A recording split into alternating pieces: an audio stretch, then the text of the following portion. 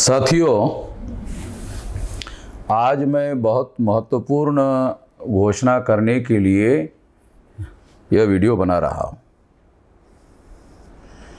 कई दिन से मैं विचार मंथन कर रहा था और उस विचार मंथन के बाद आज मैं इस नतीजे पर पहुंचा कि हमें इस पर राष्ट्रीय स्तर की बड़ी कार्रवाई करना ज़रूरी है। इसलिए यह वीडियो खास तौर पर मैं बना रहा हूँ।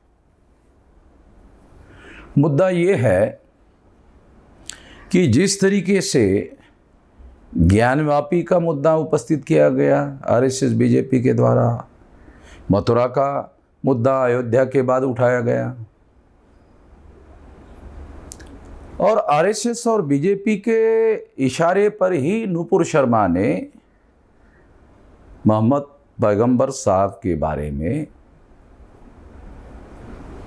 बुरा कहा, बदनामी करने वाली बात की और उसकी प्रतिक्रिया राष्ट्रीय और अंतर्राष्ट्रीय स्तर पर हुई और देश की बहुत बड़ी बदनामी हुई। अभी 2020-22 चल रहा है। आरएसएस और बीजेपी के लोगों को ऐसा लगता है कि 2024 का लोकसभा का चुनाव ज़्यादा दूर नहीं है, बस आ ही गया है और इस वजह से वो चुनाव की तैयारी के लिए ध्रुवीकरण करने के काम में लगे हुए हैं। हिंदू मुसलमान का ध्रुवीकरण होना चाहिए और ध्रुवीकरण करने के लिए ही उन्होंने नुपुर शर्मा को इस काम पर लगाया था और पार्टी और संगठन के नीति के तहत ही उसने बयान दिया था। यही वजह है कि पार्टी ने कार्रवाई की ऐसा दिखाया, मगर पार्टी के कार्यकर्ता आज भी उसके समर्थन में लगे हुए हैं। सोशल मीडिया में यह दिखाई देता है और सरकार ने किसी प्रकार की कोई कार्रवाई नहीं की। उसकी वजह से कई जगह फसाद हुए और फसाद जन्य हालात पैदा हुए। इस वजह से देश की एकता और अखंडता को खतरा पैदा हो गया। गांधी जी के द्वारा भी हिंदुओं को इकट्ठा करने के नाम पर जिस तरह से आजादी के आंदोलन का धार्मिकीकरण करने का काम गांधी जी ने किया और धार्मिक प्रतीकों का ही सारा का सारा इस्तेमाल गांधी जी अपने जीवन में करते रहे ताकि साधारण लोगों को इकट्ठा किया जा सके, तो उनके इस कार्य की वजह से ही हिंदू मुसलमान का मामला खड़ा हो गया था, तीव्र हो गया था और इसकी वजह से भारत का विभाजन होने का कारण बना। आरएसएस बीजेपी की वजह से जिस तरह से ध्रुवीकरण का काम गांधी जी के बाद दोबारा करने का काम शुरू हुआ, उससे यह बात सिद्ध होती है कि अगर इसी तरह से धार्मिकीकरण करने का काम, ध्रुवीकरण करने का काम, हिंदू मुसलमान का विभाजन करने का काम लगातार चलता रहा तो देश की एकता और अखंडता खतरे में पड़ जाएगी और दोबारा भारत का विभाजन होने का खतरा पैदा हो जाएगा। तो इसको रोकना होगा, इसको रोकना बहुत जरूरी है, नहीं तो दोबारा देश के एकता और अखंडता को खतरा पैदा हो जाएगा। ब्राह्मणों को देश की एकता और अखंडता से कोई लेना देना नहीं है, क्योंकि वो ब्राह्मण जो है वो मूल्यवासी नहीं है, ब्राह्मण भारतीय नहीं है। ब्राह्मण डीएनए के अनुसार फाइनली प्रूव हो गया है कि वो विदेशी है।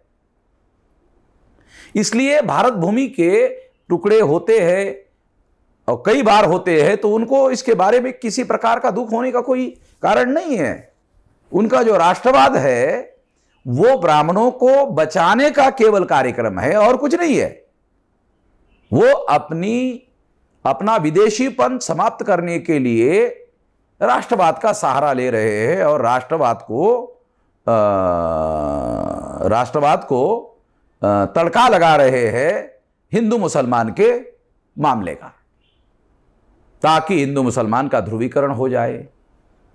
इससे देश की एकता और अखंडता खतरे में पड़ जाएगी। पड़ जाएगी नहीं, पड़ गई है।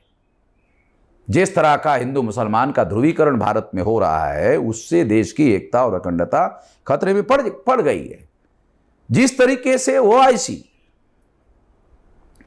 यानी ऑर्गेनाइजेशन ऑफ इंटरनेशनल ऑयल कंट्रियों का लगभग 57 देशों का बयान आया, तो खतरा और बढ़ गया है। भारत की एकता और अखंडता के लिए और खतरा बढ़ गया है, बहुत ज्यादा खतरा बढ़ गया है। ओआईसी के लोगों ने जो बयान दिया उसके लिए आरएसएस बीजेपी के लोग जिम्मेदार है। इससे भारत की एकता और अखंडता खतरे में पड़ गई है। इस एकता और अखंडता को बचाने के लिए राष्ट्रीय स्तर पर बड़ी कार्रवाई करने की, सोशल कार्रवाई करने की, सामाजिक कार्रवाई करने की जरूरत है। और इस सामाजिक कार्रवाई करने के लिए हम 25 जून को, यानी जल्दी ही, आज की तारीख 15 है, तो 10 दिन में हम लोग भारत बंद, 25 तारीख को भारत बंद करेंगे, राष्ट्रीय एकता और अखंडता के समर्थन में। और जो लोग राष्ट्र की एकता और अखंडता तोड़ने की साजिश कर रहे हैं हिंदू मुसलमान के नाम पर, उनके विरोध में यह भारत बंद किया जाएगा। मैं देश के समस्त कार्यकर्ताओं को भारत बंद की तैयारी करने के लिए आह्वान करता हूं। पूरी ताकत से, पूरी शक्ति से हम लोगों को इसमें जुट जाना है। और इसके लिए सारे देश भर में जो हमारे राष्ट्रीय स्तर के, राज्य स्तर के, कमिश्नरी स्तर के, जिले स्तर के, तहसील स्तर के, ब्लॉक स्तर के, ग्राम पंचायत स्तर के, गांव स्तर के जो कार्यकर्ता है, वो तमाम कार्यकर्ता भारत बंद के काम में जुड़ जाए, ऐसी मैं अपील करता हूं और अपनी बात यहीं पर समाप्त करता हूं।